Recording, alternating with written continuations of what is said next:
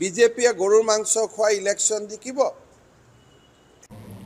ৰিপক শৰ্মা, আমাৰ এজন চালফা, আমাৰ সুৰেশ বৰা, আমাৰ জিতু গোস্বামী, তেওঁলোকে কেনেকৈ দলবদ্ধভাৱে আপোনাৰ ৰেগিং কৰিলে সেই কথাখিনি মই আপোনালোকক আজিৰ বিষয়বস্তু নহয়, সেইবিলাক আমি ইলেকশ্যন কমিশ্যনাৰক দিছোঁ। কিন্তু 2টা বজাত, যিদিনা ইলেকশ্যন ৰাতি 2টা বজাত মুখ্যমন্ত্ৰী ডাঙৰীয়াই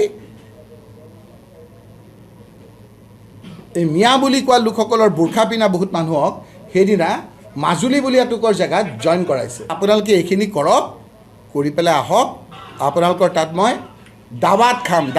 দাৱাত শব্দটো মই যেতিয়া কৈছোঁ নহয়, দাৱাত শব্দটো উলিয়াই দিয়া। দাৱাত খাম। মই দাৱাত শব্দটো যেতিয়া মই আমাৰ সভাপতিক ক'লোঁ, দাৱাত মানে কি? দাৱাত আমাৰ সাধাৰণতে মানুহে বুজি নাপায়। দাৱাতটো বুজি পায় মৌলবী লোকসকলে। কথাটো বুজিছে? মৌলবী লোকসকলে দাৱাতটো বুজি পায়। কথাটো বুজি পাইছেনে? কিছুমান শব্দ মই নকওঁ মোৰ মুখেৰে। গতিকে তেওঁ দাৱাত খাবলৈ আহিব। তেওঁ মুখেৰে কৈছে, আপোনালোকে মাতক, মই দাৱাত খাবলৈ আহিম। গতিকে সেই পৰ্যায়লৈ গৈ আজি ইলেকশ্যনৰ বৈতৰণি পাৰ হ'ব গৈছে, তাকো এবছৰীয়া এটা টাৰ্মৰ কাৰণে। দুখৰ মাজতো ৰকিবুল হুছেইন ডাঙৰীয়াই এটা ভাল কথা ক'লে যে গৰুৰ মাংস খোৱাটো বেয়া কথা। সেইটোৱেতো ক'লে তেওঁ, যে কংগ্ৰেছে বিজেপিয়ে গৰুৰ মাংস খোৱা ইলেকশ্যন জিকিব, সেইটো বেয়া কথা।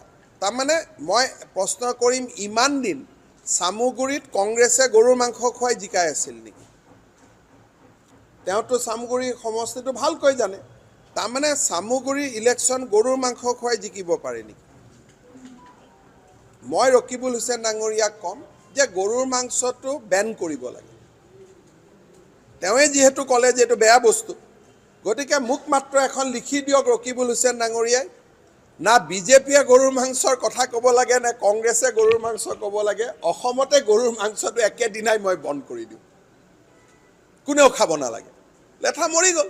গতিকে ভূপেন বৰা ডাঙৰীয়াক মই এখন চিঠি লিখিম, তেওঁক মই সুধিম যে আপুনি যদি সঁচাকৈয়ে গৰুৰ মাংসৰ বন্ধৰ পোষকতা কৰে ৰকিবুল হুছেইন ডাঙৰীয়াৰ লাইনত, মোক খালি জনাই দিয়ক। মই অহা বিধানসভাত টোটেল গৰুৰ মাংস বন্ধ কৰি দিম।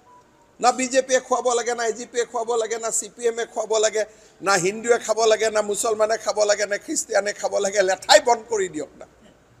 গতিকে মই ৰকিবুল হুছেইন ডাঙৰীয়াৰ মুখেদি ওলোৱাই ভাল পাইছোঁ। অন্ততঃ এটা পৰ্যায় আগবাঢ়িছে। এতিয়া দ্বিতীয় পৰ্যায়টো ভূপেন বৰাই ল'লেই হৈ গ'ল।